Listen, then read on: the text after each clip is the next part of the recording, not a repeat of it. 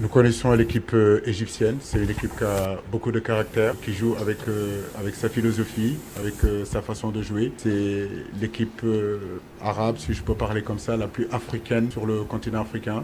Parce que regorge dans cette équipe-là des joueurs qui jouent aux Amalek, des joueurs qui jouent aux Pirates.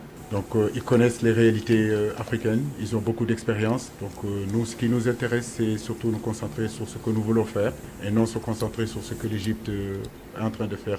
Un match difficile, comme tous les matchs qu'on a eu à jouer depuis le début de cette CAN. Ce fut une CAN très, très compliquée, très, très difficile. Ils ont effectivement battu des grands d'Afrique, mais nous aussi, on a bataillé fermement pour battre des équipes qui étaient en forme du moment. À nous de nous concentrer sur l'essentiel, comme je l'ai dit. Aujourd'hui, c'est une finale. Et une finale, ça se joue pas, ça se gagne. Non, je peux vous garantir que ça ne sera pas une équipe affaiblie. Aujourd'hui, l'entraîneur n'est pas là, ils ont des absences.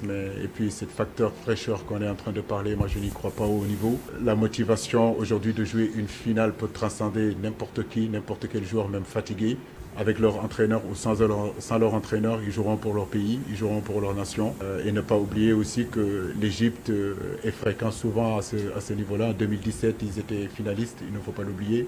2019, c'est vrai qu'ils ne l'ont pas été, mais aujourd'hui encore, vous voyez, en 2022, ils sont là. Donc c'est une équipe qui est constante. Comme je le disais encore, c'est l'équipe la plus africaine qui puisse exister sur le continent africain parce qu'ils ont des grands clubs, de grands joueurs qui jouent sur ce continent-là, qui connaissent les réalités du football africain. Donc fraîcheur physique ou pas fraîcheur physique, entraîneur ou pas entraîneur, absence ou pas absence, c'est une finale et ça se joue sur un match. Et je ne vois pas du tout cette Égypte-là venir en victime déjà. Non, non, non.